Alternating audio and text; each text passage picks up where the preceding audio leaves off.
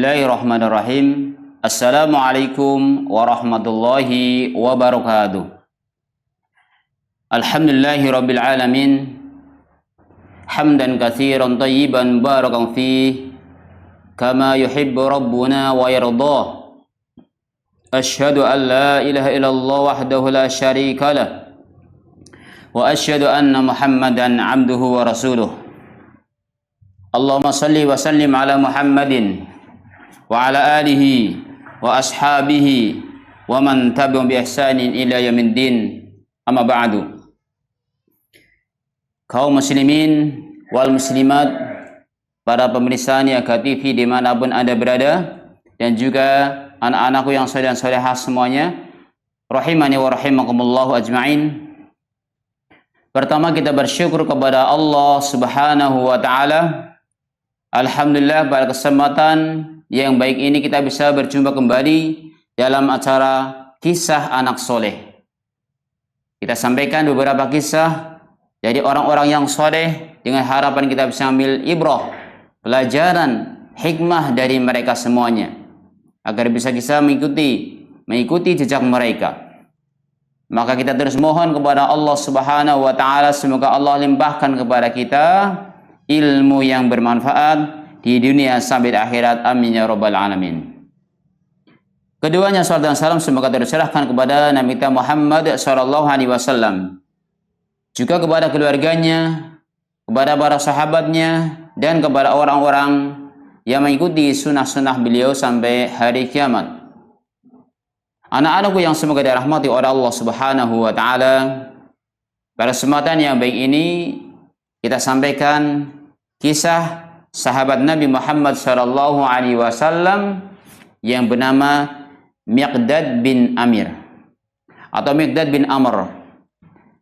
Di mana kemarin kita sampaikan sahabat Nabi Muhammad sallallahu alaihi wasallam yang bernama Mu'ad bin Jabal, salah seorang sahabat yang diutus oleh Nabi Muhammad sallallahu alaihi wasallam ke negeri Yaman.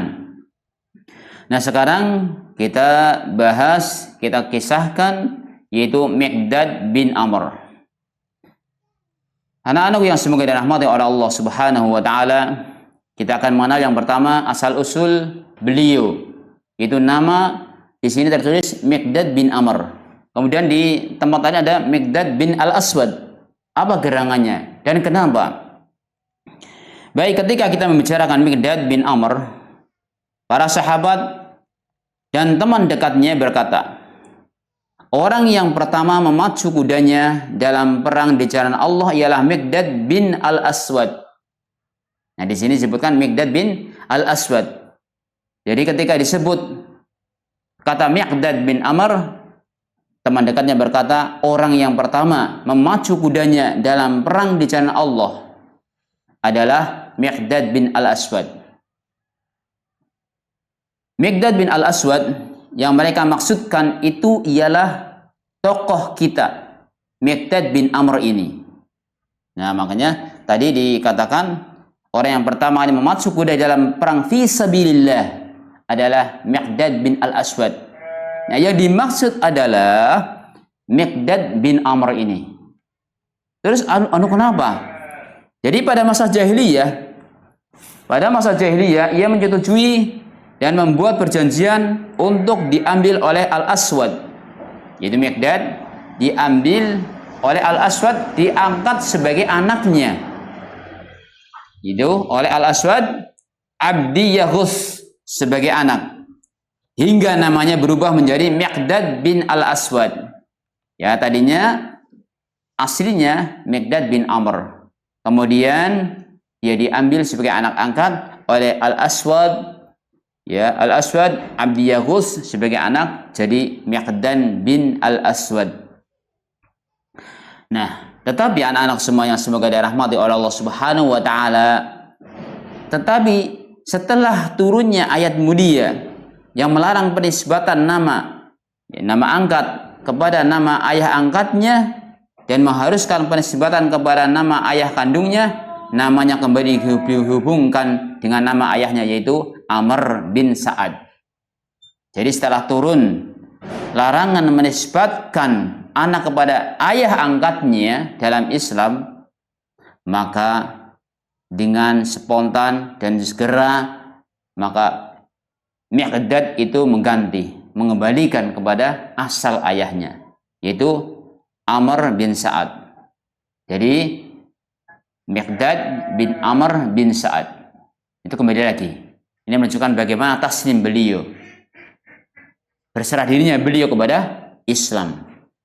Ketika awalnya tidak ada larangan, dipakai masih Miqdad bin Al-Aswad. Ketika ada larangan penggunaan nisbat kepada ayah angkat, langsung Miqdad kembali kepada yang benar, itu Miqdad bin Amr bin Sa'ad. Itu asal-usul daripada penamaan binnya. Itu memang awalnya pernah dijadikan anak angkat oleh Al-Aswad. Itu. Kemudian bagaimana beliau? Yang kedua adalah bagaimana beliau itu masuk Islam. Kisah masuk Islam beliau. Miqdad termasuk dalam rombongan orang-orang yang masuk Islam lebih awal. Jadi masuk barisan orang-orang yang masuk Islam di awal-awal. Dan orang ketujuh yang menyatakan keislamannya secara terus terang. Dari sekian banyak, di 7 orang, dia orang yang ketujuh yang menyatakan keislamannya secara terang-terangan, terus terang. Karena terus terangnya itulah sehingga harus menanggung penderitaan oleh kemurkaan dan kekejaman orang-orang Quraisy. Karena Miqdad itu terang-terangan masuk Islam di hadapan orang-orang, kemudian orang-orang kafir Quraisy mengetahuinya, sehingga mereka itu menyiksa, terus mengancam dan memberikan kecaman-kecaman kepadanya. Bagaimana beliau ketika masuk Islam di awal-awal? Maka Miqdad bin Amr ini masuk kategori orang yang awal-awal masuk Islam. Itu masuk as-sabiqun al-awwalun, orang-orang yang pertama kali masuk Islam. Nah, Miqdad hidup dengan keberanian para kesatria dan keberuntungan para pengikut setia. Orang yang melihat sepak terjangnya di medan perang, yaitu pasti akan berdedak kagum. Ya, berdecak kagum. Dia akan kagum maksudnya. Ketika melihat bagaimana Miqdad bin Amr ini berperang seperti dalam perang Badar, orang akan melihat kekaguman, melihat dengan kagum kepada peristiwa itu, melihat kondisi Miqdad. Perjuangan yang mengantarkannya kepada suatu kedudukan puncak yang dan diangan-angankan oleh seseorang untuk menjadi miliknya. Makanya sampai Abdullah bin Mas'ud, seorang sahabat Rasulullah SAW lainnya, ya, mengatakan, aku telah menyaksikan perjuangan Miqdad. Kata mereka, aku telah menyaksikan perjuangan Miqdad, sehingga aku lebih suka menjadi sahabatnya daripada segala isi bumi ini. Ini pernyataan Abdullah bin Mas'ud, ya, dan juga sahabat Rasul lainnya. Aku lebih menyaksikan perjuangan Miqdad, sehingga aku lebih suka menjadi sahabatnya daripada segala isi bumi ini. Subhanallah. Ini menunjukkan kebaikan Miqdad bin Amr bin Sa'ad ini. Karena sahabatnya tentu lebih mengetahui bagaimana kebaikan temannya. Maka sampai menyatakan demikian Abdullah bin Mas'ud. Itulah sosok Miqdad bin Amr bin Sa'ad. Pada hari yang diawali dengan ketegangan, yakni ketika Quraisy datang dengan kekuatannya yang dahsyat, dengan semangat dan tekad dan bergelora, dengan kesombongan dan keangkuhan mereka. Pada hari itu jumlah kaum muslimin masih sedikit dan sebelumnya tidak pernah mengalami peperangan untuk mempertahankan Islam. Di dalam perang Badar, jumlah muslimin sedikit dan belum pernah berperang. Bagaimana kondisinya? Rasulullah SAW menguji keimanan para pengikutnya dan meneliti persiapan mereka untuk menghadapi mereka yaitu menghadapi Quraisy, ya, tentara musuh yang datang menyerang, baik pasukan pejalan kaki maupun angkatan berkuda. Jadi Rasulullah SAW bagaimana menghadapi orang-orang Quraisy, itu kafir Quraisy, kemudian menguji para sahabat bagaimana coba menghadapi mereka semuanya. Para sahabat diajak bermusyawarah. Jadi masalah diajak musyawarah oleh Nabi SAW. Di situ ada Abu Bakar, Umar, dan yang lainnya diajak bermusyawarah oleh Nabi SAW. Mereka mengetahui bahwa jika beliau meminta buah pikiran dan pendapat mereka, itu berarti beliau sedang menghadapi sesuatu yang kritis, suasana yang sangat kritis. Jadi ketika Rasul meminta pendapat kepada yang lainnya, kepada para sahabat, berarti itu sesuatu yang kritis, yang penting. Beliau meminta pendirian dan pendapat mereka yang sebenarnya, sehingga bila ada di antara mereka yang berpendapat lain yang berbeda dengan pendapat umum, berarti ia tidak perlu takut atau akan mendapat penyesalan. Silakan berpendapat masing-masing untuk menyampaikannya. Miqdad khawatir kalau di antara kaum muslimin ada yang merasa berat untuk bertempur. Kenapa? Karena itu sebelum ada yang angkat bicara, Miqdad ingin mendahului mereka untuk mengungkapkan kalimat-kalimat yang tegas dan dapat menyalakan semangat juang dan turut mengambil bagian dalam membentuk pendapat umum. Jadi Miqdad itu khawatir kalau mereka takut untuk bertempur, maka beliau ingin memberikan semangat, support kepada para sahabatnya, bagaimana biar mau bertempur dan bersama Nabi SAW. Ini Miqdad khawatir kalau mereka itu pada takut. Tetapi sebelum ia menggerakkan kedua bibirnya, jadi sebelum Miqdad menggerakkan kedua bibirnya alias berpendapat, mengungkapkan di depan para sahabat dan di depan Rasulullah SAW, Masya Allah, ternyata Abu Bakar As-Siddiq telah mendahuluinya dengan kata-kata yang sangat berkesan, berikan support, kata-kata yang sangat berkesan, membangkitkan semangat para sahabatnya untuk berperang di jalan Allah Subhanahu wa Ta'ala, hingga hati Miqdad menjadi tenteram karenanya. Ini Abu Bakar menyampaikan. Setelah itu pendapat Umar, yaitu Umar bin Khattab, menyusul bicara dengan ungkapan yang menakjubkan pula. Jadi Abu Bakar berpendapat bagus pula, kemudian Umar bin Khattab juga berpendapat bagus pula. Nah, kini giliran Miqdad tampil berbicara. Apa katanya di sini? Wahai Rasulullah, laksanakanlah apa yang dititipkan Allah, yang diperintahkan Allah, dan kami akan bersamamu. Nih, Miqdad menyampaikan motivasi, wahai Rasulullah, laksanakanlah apa yang diperintahkan Allah dan kami akan bersamamu. Demi Allah, kami tidak akan berkata seperti apa yang dikatakan Bani Israel kepada Musa. Apa kata mereka? Ya, Bani Israel kepada Musa, pergi dan berperanglah kamu bersama Tuhanmu. Pergi dan berperanglah kamu bersama Tuhanmu. Sedangkan kami akan duduk menunggu di sini. Ini Bani Israel suruh perang bersama Tuhannya, kemudian mereka pada duduk di tempatnya. Ini Bani Israel. Miqdad tidak akan seperti itu. Tetapi kami akan mengatakan kepadamu, pergi dan berperanglah engkau bersama Tuhanmu, dan kami ikut berjuang bersamamu. Ini Miqdad. Pergi dan perang, berjuang bersama Tuhanmu, dan kami akan ikut berperang bersamamu. Demi Zat yang telah mengutusmu membawa kebenaran. Seandainya engkau membawa kami ke dalam lautan lumpur, kami akan berjuang bersamamu dengan tabah hingga mencapai tujuan. Ini menggerakkan para sahabat, kata-kata Miqdad bin Amr bin Sa'ad. dan kami akan bertempur di sebelah kanan dan di sebelah kirimu, di bagian depan dan di bagian belakangmu, hingga Allah memberikan kemenangan kepadamu. Subhanallah. Ini kata-kata dari Miqdad bin Amr bin Sa'ad yang memberikan support semangat kepada para sahabat untuk berperang. Ketika itu perang Badar. Perang yang pertama kali yang Rasulullah SAW minta pendapatnya.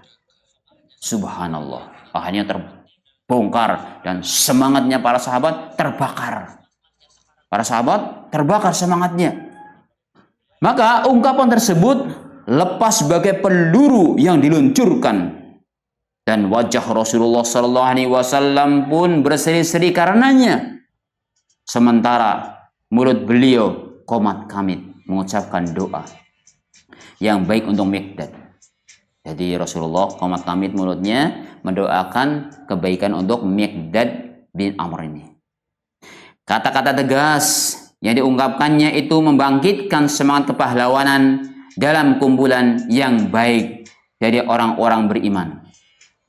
Bahkan dengan kekuatan dan ketegasannya, kata-kata itu pun menjadi contoh teladan bagi siapa yang ingin berbicara, serta menjadi semboyan dalam perjuangan. Itu kalimat-kalimat yang membangkitkan semangat dari Miqdad tadi.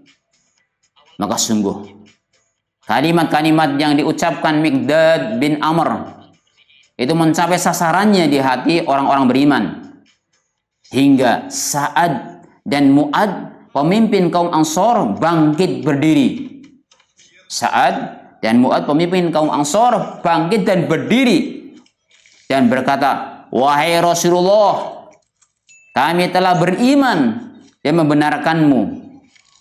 Mereka menyatakan beriman dan membenarkanmu. Kami telah bersaksi bahwa apa yang engkau bawa itu adalah benar. Dan untuk itu kami telah mengikat janji dan kesetiaan kami kepada engkau. Karena itu majulah wahai Rasulullah. Jadi dia mengakui kebenarannya dan membenarkan apa yang dibawa oleh Nabi SAW dan mengikat janji setia kepada Nabi SAW, dia mengatakan majulah wahai Rasulullah, laksanakanlah apa yang engkau kehendaki, dan kami akan selalu bersamamu. Wah, ini menambah semangat Rasulullah SAW. Sa'ad dan Mu'ad tambah semangat dan dia menjawab, "Saya akan bersama kamu wahai Rasulullah. Laksanakan apa yang engkau kehendaki." Tadi Miqdad, laksanakan apa yang Allah perintahkan kepadamu, kami akan mengikuti kamu. Subhanallah. Bangkit semangatnya. Semangat untuk berjihad di jalan Allah Subhanahu wa taala. Demi Zat yang telah mengutusmu membawa kebenaran, seandainya engkau membawa kami masuk ke dalam lautan ini, kami akan memasukinya. Tidak akan ada seorang pun di antara kami yang akan berpaling dan tidak seorang pun yang akan mundur untuk menghadapi musuh. Subhanallah. Tidak akan mundur, tidak akan berpaling untuk menghadapi musuh ini. Sungguh kami akan tabah dalam peperangan, teguh dalam menghadapi musuh, dan semoga Allah memperlihatkan kepadamu perbuatan kami yang berkenan di hatimu. Kerahkanlah kami dengan berkat dari Allah Subhanahu wa taala. Hati Rasulullah SAW pun penuh dengan kegembiraan. Ketika mendapatkan support dari para sahabat, hati Rasulullah SAW gembira. Lalu bersabda kepada para sahabatnya, kepada sahabat-sahabat beliau, "Berangkatlah dan besarkanlah hati-hati kalian." Berangkatlah dan besarkanlah hati-hati kalian. Ya, jadi dengan mohon kepada Allah SWT, berangkat dengan semangat mengharapkan ridho Allah SWT untuk perang Badar. Dan kedua pasukan pun berhadapan. Ya, berhadapanlah kedua pasukan tersebut. Anggota pasukan Islam yang berkuda ketika itu jumlahnya tidak lebih dari 3 orang. Coba, pasukan berkuda dari kaum muslimin disebutkan di sini hanya tidak lebih dari 3 orang. Berarti masih jarang yang pakai kuda. Siapa? Miqdad bin Amr. Kemudian Marthad bin Abu Marthad, kemudian Az-Zubair bin Awam. Jadi 3 orang, Miqdad bin Amr, Marthad bin Abu Marthad, dan Az-Zubair al-Awam. 3 orang yang pakai kuda. Sedangkan pejuang-pejuang lainnya terdiri atas pasukan pejalan kaki atau pengendara unta. Subhanallah, begitu genting permasalahannya, kondisinya begitu genting. Ucapan Miqdad yang kini kemudian, ya, ucapan Miqdad yang kita kemukakan tadi tidak saja menggambarkan keperwiraannya semata, tetapi juga melukiskan logikanya yang tepat dan pemikirannya yang dalam. Demikian sifat Miqdad. Ia adalah seorang filosof dan ahli pikir. Ia adalah seorang yang arif dan pandai mengolah kata. Kebijaksanaannya itu tidak saja terlihat dalam kata-katanya saja, tetapi juga tampak pada prinsip-prinsip hidup yang kukuh, serta perilaku yang lurus dan konsisten. Pengalamannya menjadi sumber bagi kearifan dan penunjang kecerdasannya. Itu kondisi Miqdad bin Amr. Orang yang cerdas, orang yang arif, yang punya pemikiran cemerlang, pendapat yang bagus, dan memberikan support. Suatu hari, ia diangkat oleh Rasulullah SAW sebagai pemenang kendali, yaitu amir di suatu daerah. Suatu hari ia diangkat oleh Rasulullah SAW sebagai pemenang kendali atau sebagai amir, pemimpin di suatu daerah.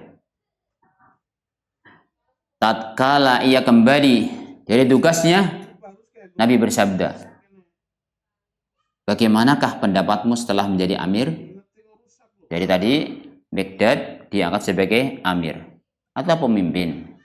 Setelah itu ditanya oleh Nabi SAW, bagaimana pendapatmu setelah menjadi pemimpin sebagai amir? Maka ia pun menjawab dengan jujur, engkau telah menjadikan diriku menganggap diri sendiri di atas semua manusia, sedangkan mereka semua di bawahku. Demi Zat yang telah mengutusmu membawa kebenaran, sejak saat ini saya tidak berkeinginan menjadi pemimpin sekalipun untuk 2 orang untuk selama-lamanya. Subhanallah. Ditanya malah demikian jawabannya. Jadi sudah tidak ingin jadi lagi pemimpin meskipun hanya memimpin 2 orang. Menunjukkan kearifan beliau. Nah, jika ini bukan suatu kearifan, lantas apakah lagi yang dikatakan kearifan itu? Jika orang ini bukan seorang yang arif, lantas orang seperti apa yang disebut orang yang arif? Miqdad adalah sosok laki-laki yang tidak ingin tertipu oleh dirinya sendiri dan tidak mau terperdaya oleh kelemahannya. Dia tidak ingin tertipu oleh dirinya sendiri dan tidak ingin tertipu oleh kelemahannya. Maka dia tidak ingin jadi pemimpin lagi. Tadi diangkat oleh Nabi SAW, ya, yang jadi pemenang sebagai seorang pemimpin. Lalu ditanya bagaimana tanggapan Anda jadi pemimpin, dan ternyata dia sudah nggak ingin lagi dah. Sudah, saya nggak ingin lagi walaupun memimpin dua orang. Memang yang namanya pemimpin itu berat. Seorang pemimpin, ya, ra'in, kullukum mas'ulun an ra'iyatihi. Setiap pemimpin itu akan ditanya tentang kepemimpinannya. Maka mohonlah kepada Allah SWT kekuatan ketika kita mendapatkan amanah menjadi pimpinan, atasan, dan jangan sampai malah mendolimi atau berbuat sombong dan seterusnya. Jangan. Justru kita akan nanti mendapatkan tanggung jawab di hadapan Allah Subhanahu wa taala. Semoga Allah berikan kekuatan kepada kita semuanya. Kita lanjutkan.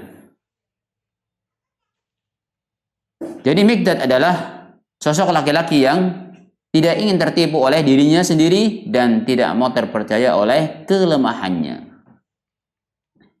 ia memegang jabatan sebagai amir hingga dirinya diliputi oleh kemegahan dan pujian.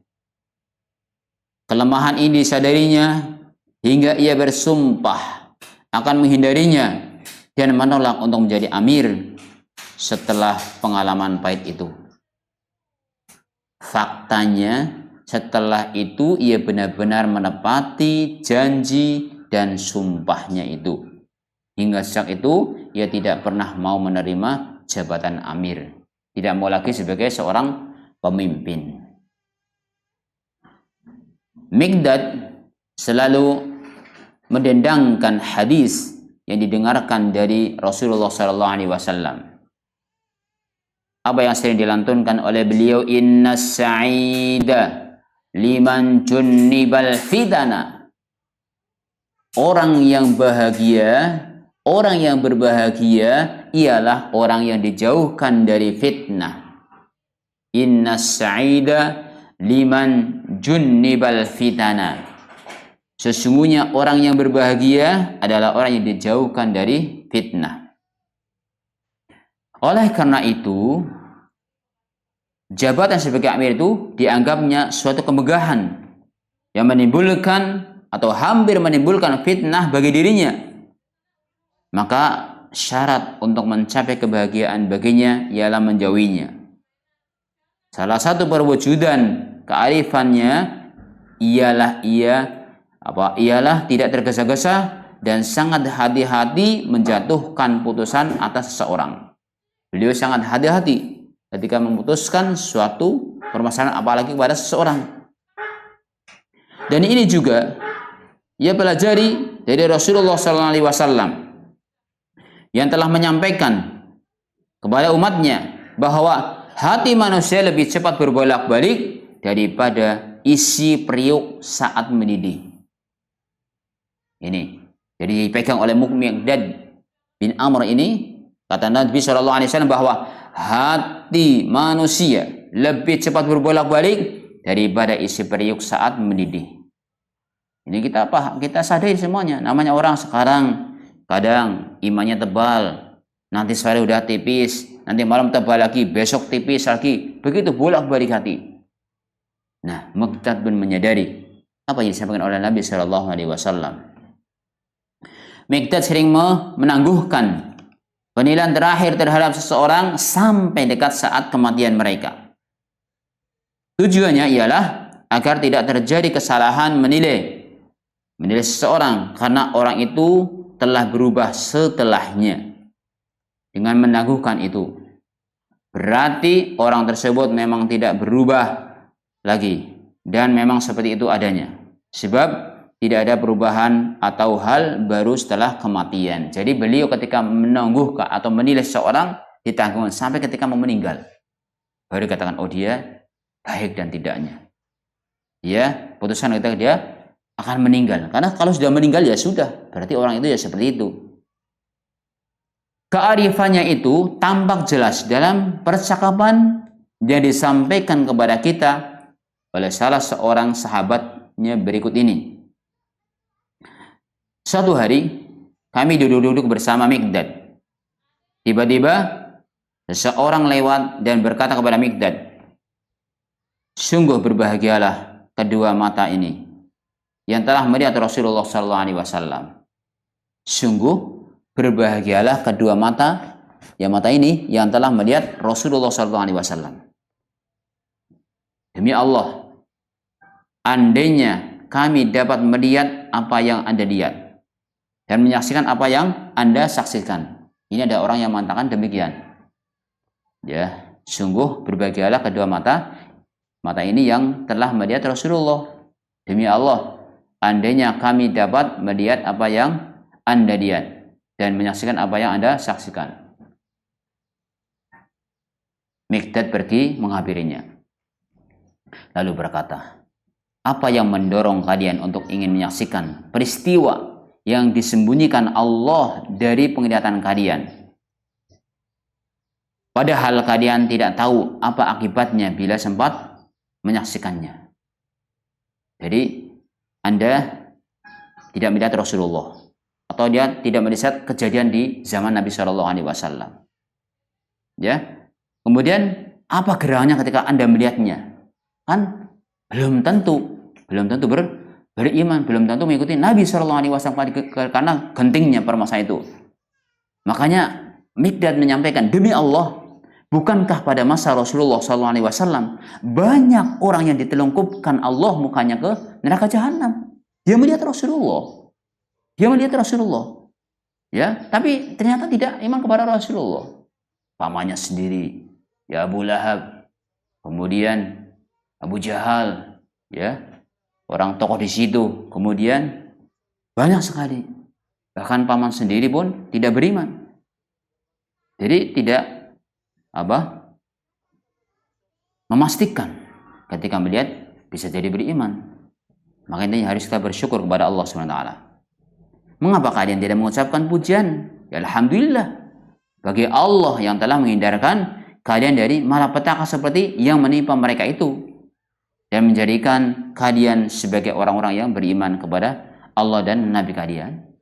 Udah sekarang bersyukurlah, alhamdulillah. Kayak panjenengan kita semuanya, anak-anak semuanya yang tidak pernah melihat Nabi, walhamdulillah. Ya. Mudah-mudahan besok bertemu di surga Allah Subhanahu wa taala. Dan kita tidak melihat para sahabat, alhamdulillah. Pokoknya sekarang harus banyak bersyukur. Belum tentu ketika seseorang ketika dia melihat kesaksian langsung beriman, maka bersyukurlah kepada Allah Subhanahu wa taala. Itulah kearifan, tetapi di mana letak kearifannya? Tidak seorang pun yang beriman kepada Allah dan Rasulnya yang Anda temui kecuali ia menginginkan dapat hidup pada masa Rasulullah SAW dan beroleh kesempatan untuk melihatnya.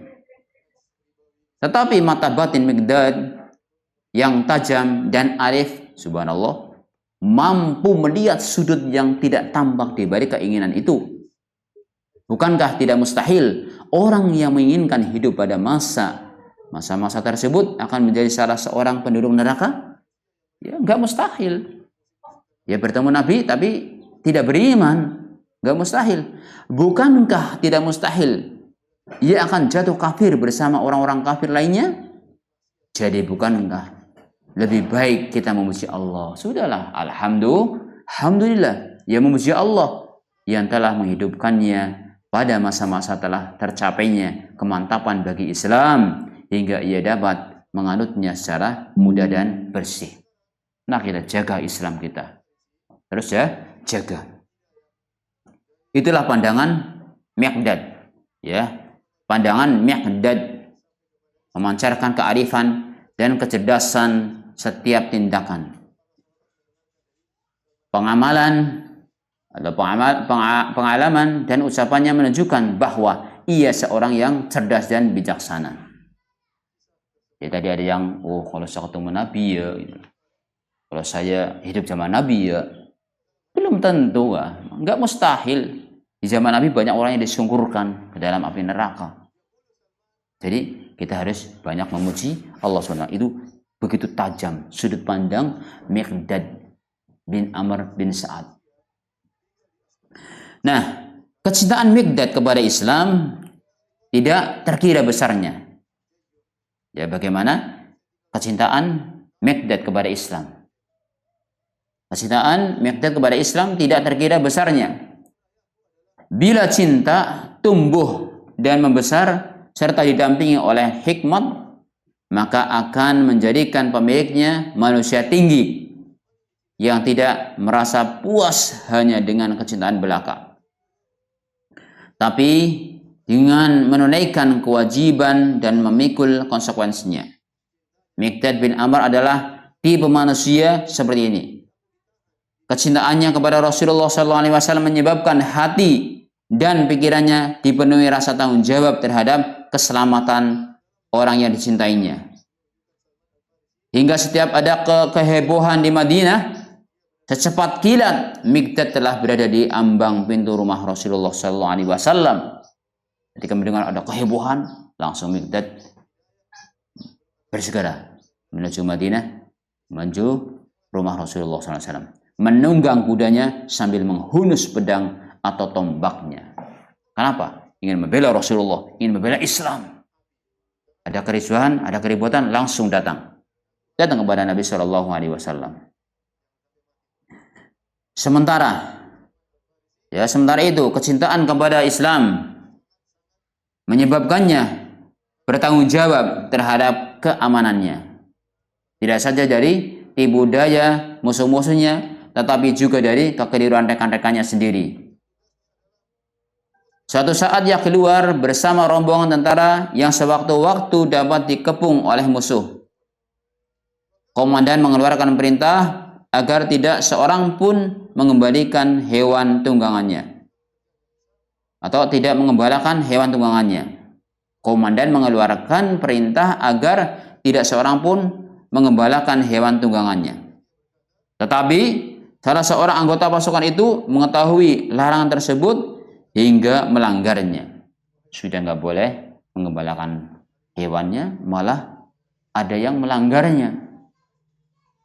Dan sebagai akibatnya ia menerima hukuman yang lebih besar daripada yang seharusnya. Atau sebenarnya mungkin tidak perlu diberi sanksi. Mikdad lewat di depan orang yang menjalani hukuman tersebut. Dan ia sedang menangis sambil berteriak-teriak. Tadi kan komandan memerintahkan agar tidak mengeluarkan hewan untuk dikembalakan. Ya, ternyata ada yang melanggar. Akhirnya dia mendapatkan hukuman. Nah, Mikdad lewat di depan orang yang menjalani hukuman tersebut dan ia sedang menangis sambil berteriak-teriak. Ia pun menanyakan kepadanya apa yang sebenarnya terjadi, dan orang itu pun menceritakan apa yang telah menimpa dirinya. Mikdad meraih tangan orang itu dan membawanya ke hadapan komandan. Ya, tadi yang disiksa atau dihukum, yang tadi menangis berteriak-teriak, diajak, sini, sudah, ayo ke komandannya, sambil di bawah. Sudah kayak gitu, Mikdad, ia lalu berbicara kepadanya tentang bagaimana sebenarnya yang terjadi pada bawahannya itu. Hingga akhirnya tersingkaplah kesalahan dan kekeliruan komandan tersebut.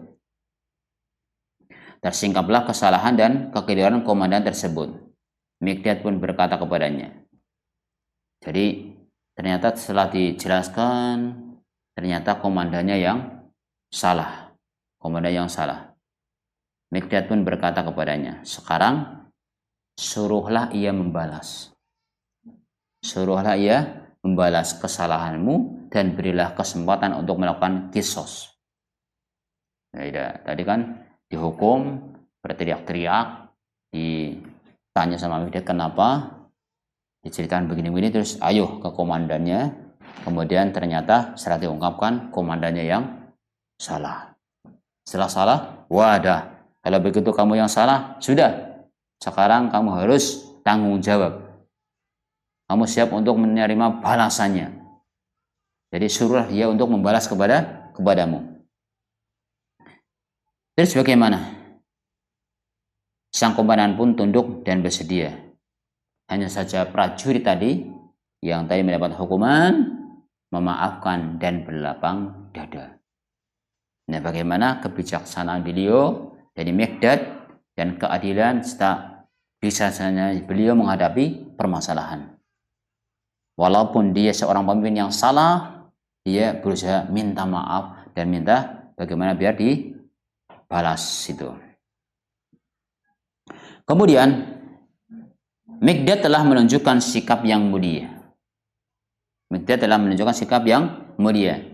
Keagungan ya, din ini telah mengangkatnya ke posisi yang terhormat.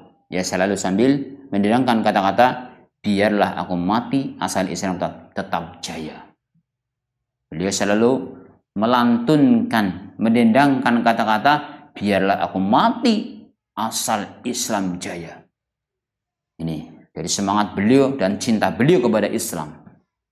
Biarlah aku mati asal Islam tetap jaya. Anak-anakku yang semoga dirahmati oleh Allah Subhanahu wa taala. Memang itulah yang menjadi cita-citanya, yaitu kejayaan Islam walau harus ditebus dengan nyawa sekalipun. Dengan keteguhan hati yang menakjubkan, ia berjuang bersama para sahabatnya untuk mewujudkan cita-cita tersebut. Karena itu sangat pantas bila ia mendapat kehormatan dari Rasulullah SAW. Menerima ucapan berikut, sungguh Allah telah menyuruhku untuk mencintaimu dan menyampaikan pesannya kepadaku bahwa dia mencintaimu. Subhanallah, ini Rasulullah SAW menyampaikan, sungguh Allah telah menyuruhku untuk mencintaimu. Mu siapa? Miqdad. Rasulullah untuk mencintai Miqdad dan menyampaikan pesannya kepadaku bahwa dia mencintaimu. Allahu Akbar. Jadi Allah mencintai Miqdad. Rasulullah mencintai Miqdad. Miqdad bin siapa tadi? Bin Amr bin Sa'ad. Nah, itulah kisah daripada Miqdad bin Amr bin Sa'ad, sahabat Nabi Muhammad SAW, yang beliau itu seorang yang prajurit berkuda pertama dalam Islam. Prajurit berkuda yang pertama dalam Islam. Yang tadi dia punya pemikiran cemerlang ketika memberikan usulan, memberikan support kepada para sahabatnya untuk perang Badar.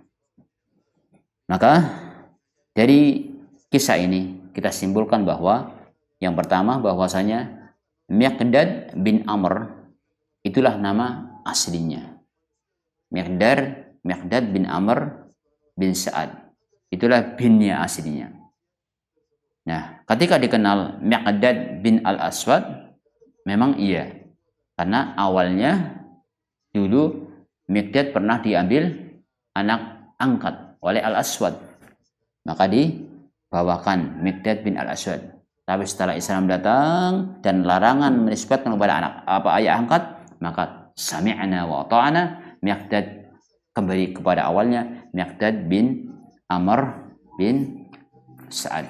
Kemudian bagaimana Miqdad ketika memberikan masukan kepada Rasulullah SAW dalam perang Badar? Beliau memberikan support kepada Rasulullah SAW dan suruh lanjutkan, laksanakan peperangan itu, dan kami bahkan mengikutinya. Bahkan sahabatnya namanya saat tadi sama Mu'ad terpompa semangatnya untuk mengikuti perang Badar. Itulah bagaimana sikap Mu'ad bin Jabal. Allah sikap Miqdad bin Amr.